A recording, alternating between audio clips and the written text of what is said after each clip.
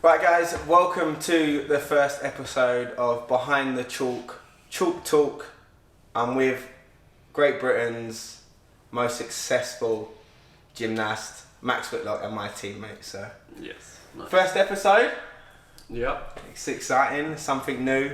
We've actually been setting up for about an hour, but we're now underway. We've got everything set up and we're ready to sit and have a chat. So I know we see each other probably every day of the week, apart from maybe a Sunday, from training from the last, I'd say 18 to 20 years. Man. But how are you? Not how are you, everything's good. How are you? How is everything? Yeah, it's good. It's busy. Yeah. It's crazy, kind of transitioning from, like you say, we've been training together for 18 years-ish, and coming from a young gymnast, yeah, working out, obviously becoming an adult, got so many more responsibilities. I'm now a dad, everything surrounding gymnastics is busier, everything's busier. Yeah. So it's good, but it's just crazy, but I wouldn't change anything for the world. It's been a mad journey, innit? Yeah. That's good.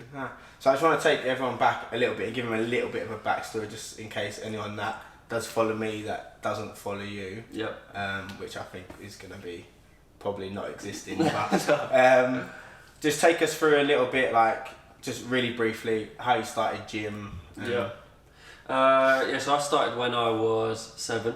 Yeah. So quite late compared to the kids now. Not late compared to you. Not, yeah. So yeah. I started when I was 9, nearly 10. So yeah. But most kids are starting 2, 3 now. Yeah, it's crazy, isn't it? Which is quite cool to see. But yeah, I started when I was 7. I originally did swimming. Yeah.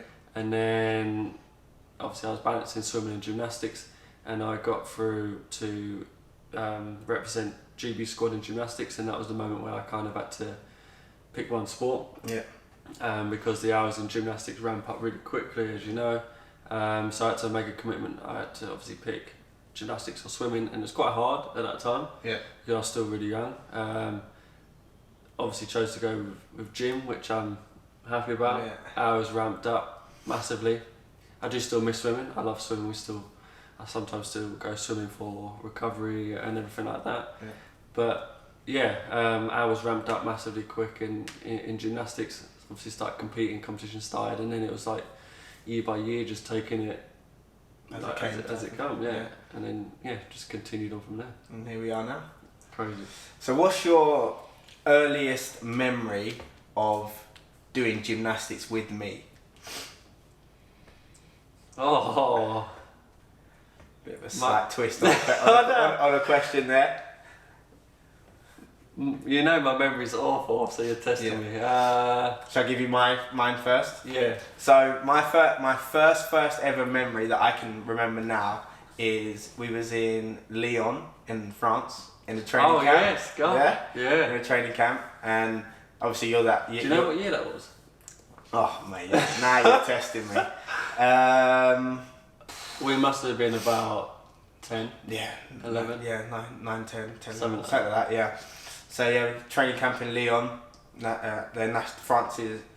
France National Centre at the time, and yeah, just training there. That's my first memory of you as a gymnast. Yeah, God, I think that takes me back, because I do actually remember that. I don't know if I could remember a time before that, to be really honest. No, we probably, because we've always been in the same region, even when you was at Sapphire, where you first started, the same region as South Essex. Yeah.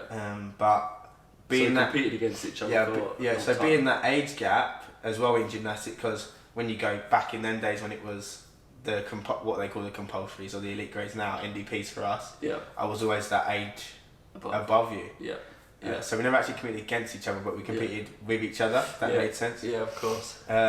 And then my personal memory from that time in Lyon, my next memory of you is of you in Slovenia.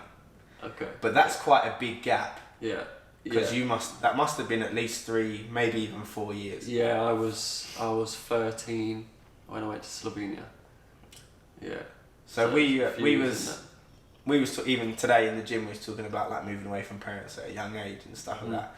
And when we was talking about it, and I told you that I moved out from my parents' home to live closer to the gym at 20, you was quite surprised. Yeah. And that was quite surprising to me, because you actually not only moved away from your parents, you moved to a different country when you was that age. So for you to come and for you to say that, it's quite surprising you moved out at 20, that's quite young. That surprised me. Yeah, it's because it's so unusual now though. Yeah. Like you think back that, like if you think I didn't take any sort of my situation into consideration, I kind of just looked 20, moving out. It's young. Big commitment, yeah. It's young. You've got a lot of responsibilities. It's a big commitment, and it's like impressive. If you move out at the age of 20, it's quite impressive. But yeah, I never didn't even think back to Slovenia. Like, that was a crazy time. Thinking me and now you as like, I think about it, obviously I don't have children yet, but now you having children. Yeah. Imagine Willow being 13 and you sending her off to whatever sport she does to live with her coach. Like how hard that would be, or how that would make you feel. Like, I don't know if I could do it. Like, crazy, right? Yeah. Crazy. And I think back to that time. So yeah, I was 12, 13, but I was kind of in a position where me and my parents were kind of weighing up pros and cons for everything. Yeah. So my coach, Clem, at the time in Sapphire, moved back to his hometown, which was Slovenia. Yeah. And then I wasn't really enjoying gymnastics as much anymore. Oh, so you stayed? You didn't? I stayed at Sapphire. Okay, so you didn't directly move straight away? Okay. Not straight away. I give it a little bit of time. I never knew that. Yeah, give it a little bit of time. And I started just not enjoying it as much. Okay. I didn't feel like I was progressing like the speed I was progressing when I was with Clem. And, I think... Sorry do you feel that is... Knowing that the gymnastics that you know now, do you feel that was just the coaching, or do you feel that it was the environment, the situation, or do you think it partly to do with the age you was at? Probably a bit of everything. Yeah. I think obviously coaching is massively important. Yeah. To how you feel in the gym and how you progress, but also just me getting to a stage where I wasn't enjoying training as much anymore. Yeah. That's like literally the only reason why I've ever done it, because I love training, love competing, I love being a gymnast. Yeah. So when that started dropping, I remember just sitting there and with my mum and dad and just thinking, like, we need to weigh up the options. Clem said that one of the options is that you could come out, live with him, train in Slovenia, and it was a scary option. I can't even imagine what it was like for my mum and dad. Yeah. And we decided to make a decision to go for it, because at that point actually I got to a point where I really didn't like gym a lot. I was really starting to just not enjoy it, and it was either go Slovenia, keep up my gymnastics, or quit. Yeah. And it's kind of, you weigh that up and you look back now and you think, I'm happy I tried it, because then I can look back and think that was the right decision. It was 100% the right decision, because it kept me going in the sport, but also it's a decision that I can never regret, because I tried it. You tried, yeah. 100%. If I'd never tried it, I would never have known. You might not have been where you are today. Yeah, exactly. Because that's led me on to then you coming out with South Essex Boys, with Scott, coming out to Slovenia. How crazy is that? And then you going back, me starting to miss home too much. Yeah. Next thing you know, I'm back. Yeah. And I'm training at South Essex. Yeah. It's just, things happen for a reason. Yeah, man. But 100%. That time for my mum and dad, like, that must have been crazy, because I actually got a flight out there on my own. At 13, I see that too. That's crazy, man. Yeah, no. Crazy. It's crazy to me though. You think that some of the 13-year-olds in the gym, you're so young, would they move to these other countries just to be?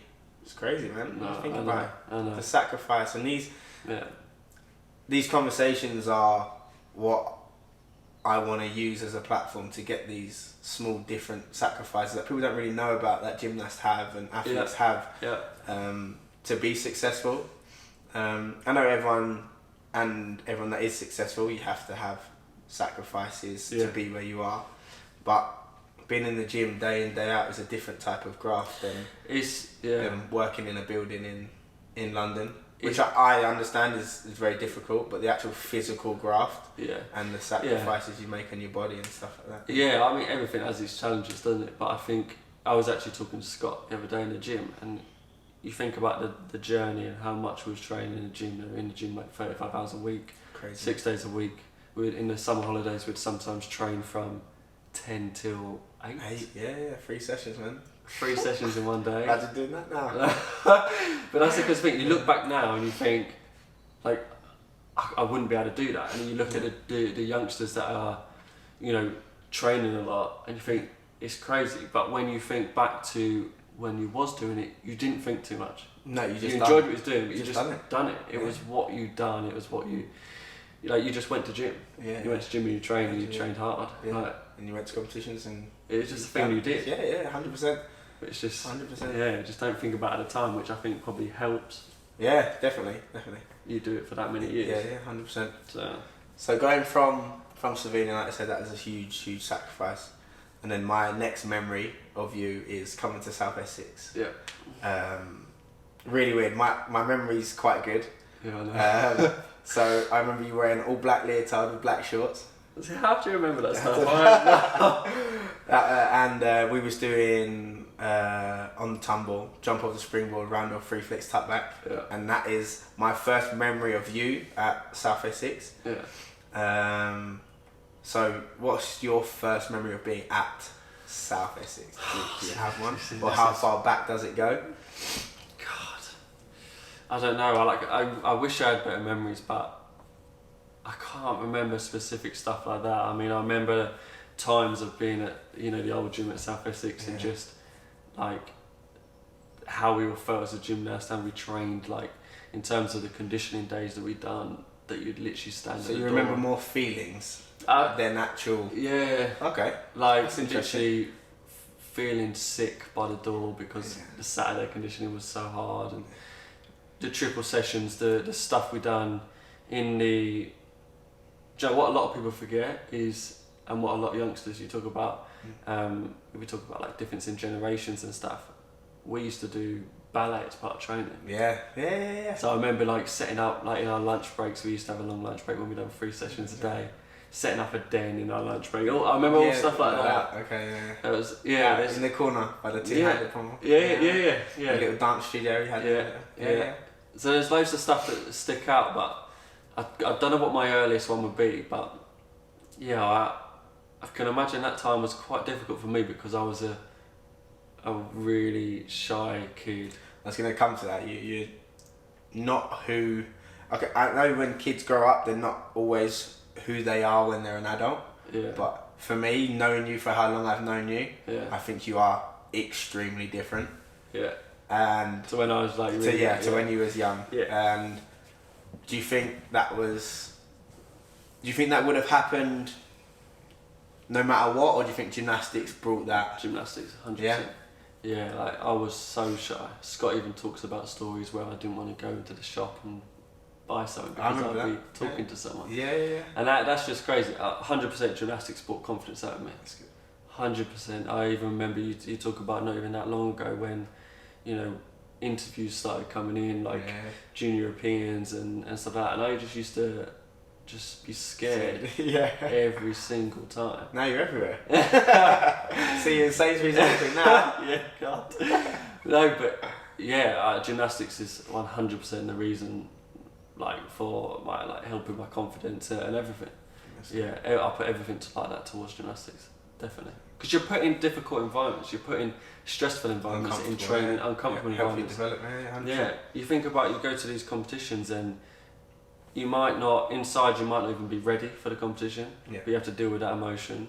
And then you're going out there competing in front of thousands of people that are there on the day, the other thousands of people watching on TV, and you might not be ready for that competition. And you're the only person that really knows, you and your coach and your teammates, you're the only person that knows that, but you have to deal with that kind of thing, you have to compete under that pressure. There's a lot of stuff that gym teaches that, and that's why I massively believe it's one of the best starting sports to do as a foundation. Yeah, for all sports. For all sports and everything. Everything, 100%. 100%. Yeah. So we've gone from how you started, Slovenia, the big move, that commitment, and then coming to South Essex, also another big commitment because you wasn't round the corner. No. Our drive, and then going on from there and building confidence and into your competitions and that. So we competed so much together as teammates, being from the same club, and also obviously both competed for Great Britain at the time. Yeah. So let's jump forwards to, let's say, Junior Euros. Yeah. 2010. At the time, I'll say that 4 of us, me, you, Ash, Sam, at that age, round around that time, maybe just before Junior Euros. Yeah. It was always us 4. You could put Reece in there as well, Reece Pearson. Yeah. And Cam as well. Probably around 6 of us. We was going to off. Wait, who did you say then? Me, you, Reece, Sam, Ash, and maybe Cam. Max Bennett, yeah, sorry. Yeah, Max Bennett. I think that was kind of that group, wasn't it? That was the seven of us. So we went to Australian Youth Olympic Festival. Yeah. Fantastic trip, probably one of the best trips I'll ever remember. It's cool. Yeah. But around about that time, in terms of gymnastics, we was all so close that depending on which competition it was and how ready we was, you didn't really know what positions we was all going to come. It was close. Like I think everyone was really like, the rivalry was there, like friendly rivalry, obviously. Yeah. But you was ahead. Yeah, when I had the conversation with Sam, obviously because I'd never looked at it in that way. I was honestly, you probably don't know this, but I was chasing you massively. Really? See, 100%. these are the another reason why I want to have these conversations, because these are the things that we don't get to talk. We don't get to talk about. Stuff like well, you that. don't, do you? You don't. But I was massively chasing you. Really? Oh, 100%. That's crazy, man. Yeah, like at the time, like it was like you was winning British. Yeah, like I won British and London Open a few times, like years in a row. Yeah, exactly. You was like one of the best British guys there, and it was like, for me it was quality because I had something to chase massively. Yeah. And like we said, it's always friendly rivalry, but it was quality because we was all in that mix. Like everyone was like a really really good level. Yeah. But there was a lot of chasing going on, definitely. Oh, that's good. Oh, that's cool. For me, that's like new information. Like I never knew that. So going around that time, obviously, people got injured and people stopped doing gym and stuff like that. And I'd say the main 4, me, you, Ash, and Sam, carried on like all the way through pretty much. And I'd say like at Junior Euros, I think was the first time I felt that I didn't get what I deserved, but like you say, at the time I was probably the better one out of everyone. I was the top of the team, if that makes sense. Yeah. And with the rule of the all-round final, you can only have two per country. Yeah. And obviously you and Sam qualified, and I qualified third, so I didn't get to do the all-round final. Yeah. And I think that was the first time I'd felt disappointment and frustration. I can imagine. But then, since from there, jumping again quickly into Commonwealth, which was the same year, I felt that you made this like switch. It was really weird. It's really weird. Again, me and Sam have spoken about this before. Yeah. You made this switch where it was like, no, actually, I'm quite good at gym. I actually want to do this type of thing. And I remember watching and thinking, what the hell? What's going on here? What's happened? And I've always wanted to know, and this is probably one of my main questions, was that a subconscious decision of, did you, maybe not sit down, did you think, right, I'm good at pommels, so I'm going hell for leather on pommels. I'm good at twisting, so I'm gonna twist everywhere. Or what? was it a thing where like it just happened, or did you sit down with Scott? Did you Because to us, it looked like you woke up one day and said, "Nah, I'm ready now." That's what it looked like. That's what it looked like. And then you started twisting everywhere. You started doing these mad pommel skills. Okay, what are we talking? 2010. Yeah. So I was 17 years old. So from 2010, your career has literally been like. Yeah. No, I see what you're saying. I think there's a lot of things. Okay. I would have been 17 years old, so I would have been very settled at South Essex. Yeah. Obviously settled with working with Scott. Yeah. That would have been a solid 3 years of Scott teaching me. Obviously I had the foundations from what I'd done, which I was lucky I had really good foundations as a youngster, as a gymnast. Yeah. And what that meant was Hello? Hello, gorgeous. Hello? What that She's alright. So what that meant was Scott could obviously Scott's one of the best coaches in the world. Yeah. When he's working with good foundations, what that meant was that he could actually mould me into what he... I can't concentrate, girly. I know that's a strawberry. Is it, or is it watermelon? It's a watermelon. It's a watermelon. Daddy 101, guys. Is that yummy? Sorry, I just needed to come get some. No, that's right. Come on.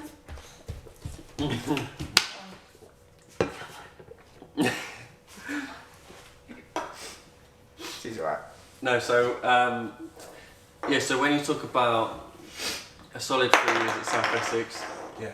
a solid 3 years of working with Scott, working with you boys, obviously I gained a lot from working with a team that was massively up there with the level. Yeah. So I was at that stage, like I said, I was constantly chasing people like you, which to be in a group like that helps so massively. The environment's crazy, isn't it? How Yeah. powerful it is. Because Scott is an amazing coach, what he managed to do with my good foundations as a young gymnast was mould me, make use of my weaknesses, make use of my strengths. And like I said, my strengths were at the time pommel and twisting massively. So I think it was, with gymnastics you kind of have to be clever with your routine structure. I know Scott structured my routine so that 10 years down the line, which is proven now because 10 years down the line, my routine structure is nearly exactly the same, just with upgrades. I did here, I did there, Yeah. 100%. So I think there was a lot of tactical things that went into play in terms of how we trained and how Scott coached me. Yeah. Sorry, I'll take away. That's alright. Sorry, girly. You like my bottle though, don't you? I need to take that because I need a drink. Right, come here, Willow. Sorry, I hope I didn't interrupt that. No, you're alright. You can come in later with it when we talk about it. That's fine, I just needed to come get her food and a phone charger. So when you talk about Scott working on my foundations, he had this canvas that he could really make use of. Another reason was because I had a huge urge, and I think I found a huge urge to really go for it, like in terms of really training hard, because there was a turning point in my career, which a lot of people don't know, and it was 2010 Japan Cup. I don't know when in the year that was. I think it was 2010 Japan Cup. Yeah, it must have. And I went. Was it 2011? Oh, was it? Was World 2011 Japan? Yeah, no, it was it must have been 2010. So it must have been 2010. Around that time, Okay. there was a turning point in my career, in terms of my mindset, basically. I was always inspired by the Japanese gymnasts, and that was my first opportunity to go out to Japan. Okay. This was massively influential in terms of my career because I managed to see my idol. That's the first time I've really ever been starstruck. Really? Because I was standing in the lobby, the reception area of the hotel we're staying in. Kohei Uchimura, my idol, was standing there. We was getting going to get the coach to go and compete or train or whatever it was. And it felt crazy that I was like kind of that close to him. That's cool. It was wicked. That's cool, man. And I kind of watched a lot there in terms of watching the Japanese guys, how they train, how they do this, do that. And it kind of inspired me massively. I remember coming home and all of a sudden it was like sore hands meant nothing. I would just keep going. I used to didn't like undersummies on P-bar, but I would change my mindset into I'm going to do so much that now I don't need to worry about undersummies on P-bar because I want to make it easy for me. So if I put in the work now, sore hands didn't mean anything. I was so motivated, it was unbelievable. In time, because I've just put this work in here, in time, undersummies won't be a stress for me. And as you can see now. Yeah. And I think that turning point for me was everything. So you think if you had to put a pin on the point of that's when it changed, it would be that time? If you're talking about my mindset, it's when I went to Japan and come back. Yeah. See, that's amazing, because I thought it was the other thing. What? I thought it was you naturally just... Well, I just found my feet. And like, because you aren't very naturally talented at many things. You're one of them guys that... you're one of them guys that, oh, watch me, I'll get this ball and I'll throw it in that, and it goes in first time, or I'm gonna kick it here and it's gonna go in. Like in that space, I feel like you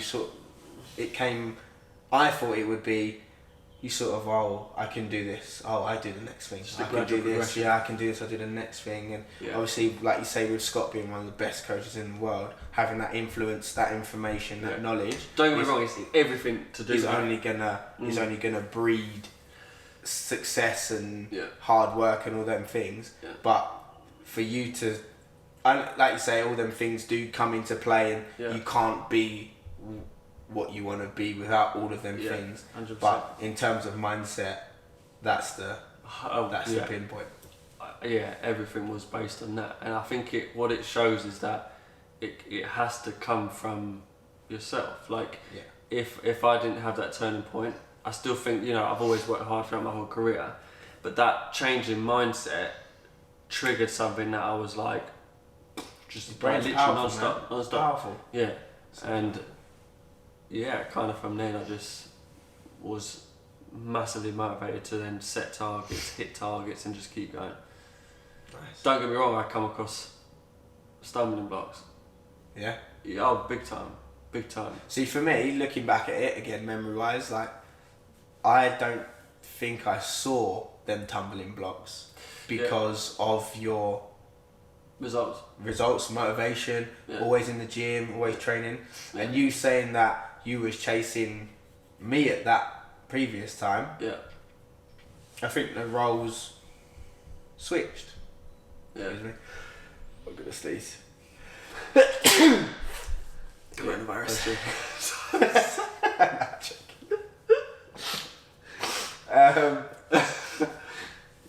So you're talking about you chasing me.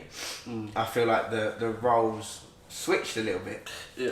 Because obviously I saw you going to these big competitions. I'm gonna sneeze you. Excuse me. Yeah, I saw you going to these big competitions, getting these fantastic results, working hard. I was working hard at the same time, and in terms of working together with Scott, in terms of numbers of routines, program. Yeah. I'm gonna sneeze again. In terms of numbers of routines, program, what we did in the gym. I'm gonna sneeze. Oh, excuse me. That's good. We did exactly the same. Yep. And from being not young, like a young man, and thinking like we're doing exactly the same thing, we're doing the same numbers, and going through that period of you having your Osgood on your knee and stuff like that. I don't know where it came from. Jealousy is the wrong word. But I don't know any other words. You know what I mean? Yeah, of course. Because I used to think to myself, well, I'm using the floor every day, getting through my routines. You're using the tumble because of your knee, but yet you're going